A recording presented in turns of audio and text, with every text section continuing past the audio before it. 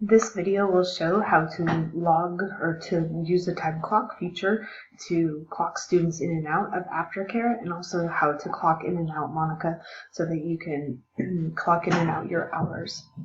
So when you log into the database, you will see this little clock. It's like an old-fashioned alarm clock.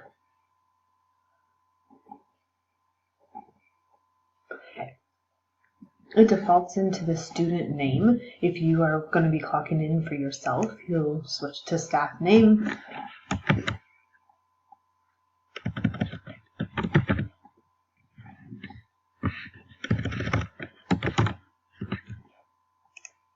And then you'll hit the clock button. And then it will say clock in. I'm not going to actually clock you in right now, but that's how you would go ahead and do it.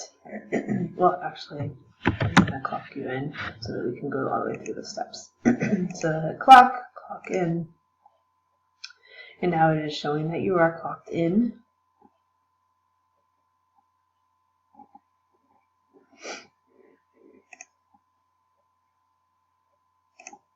And it will not let you clock right back out. Like usually it's trying to prevent you from duplicating it. So usually you have to wait at least 1 minute or 2 minutes to be able to clock out.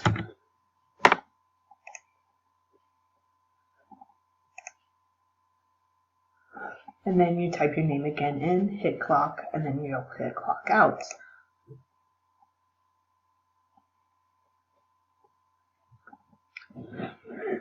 So to do the students, you'll go to the student name. This one I'm going to use the fake student. And I'm going to hit clock. And you would clock them in.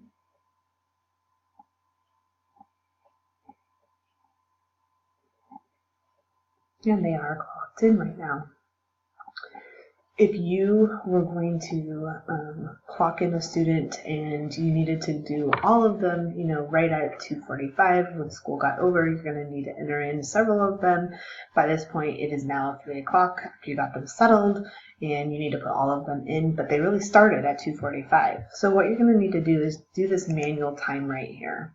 So you're going to still search. You're going to put the check mark on the manual time. It is still on the student name. You'll type in the student. I'm going to use Stephen for an example. And today, the date, that should be the case. The date should be the day you are doing it. But if you did forget or something, you could change it. And then you're going to just type in the time. So it always has to be military time. So 2:45 is really 14:45. And then you'll hit clock. And you are wanting to clock him in, yes. And so he clocks in. Now, it also does come up and tell you, like, all of the kids that will be clocked in would be over here. And it does tell you, like, their address, their mother and father, if they're allowed to pick them up, if they have a warning, like an allergy or something that's been put in the computer, their email address, their phone number would show. So if you are needing their information, you would be able to come up to this and get that information.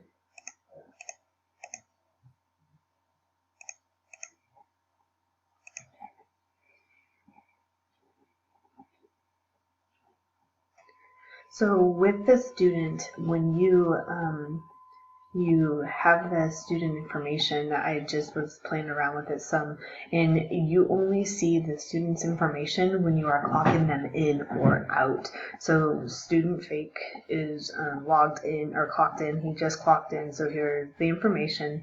And then if I was clock in Stephen Taylor, clock him in, it pops up with his information. Once you close that, it does go away, and it doesn't appear that you can click on it to see the details.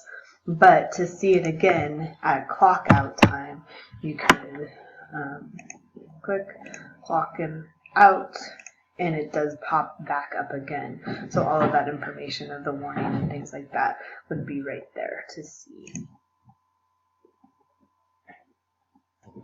If you go to clock in the next person and you leave this manual time here, it will use this manual time. So if you are wanting to clock in or out a student and not use the time, you do need to unselect that manual time. And you can add an alert to theirs. It is just shown up in this alert box. And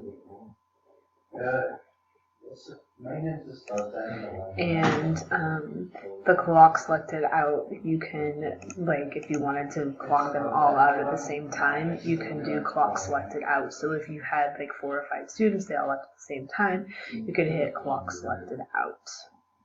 Thanks for using this. I think it will definitely save me time, and I hope it will save you some time as well, and just be able to see the people that are using the aftercare. We appreciate your hard work with the kids, and if you have any questions, you can email me. Thanks.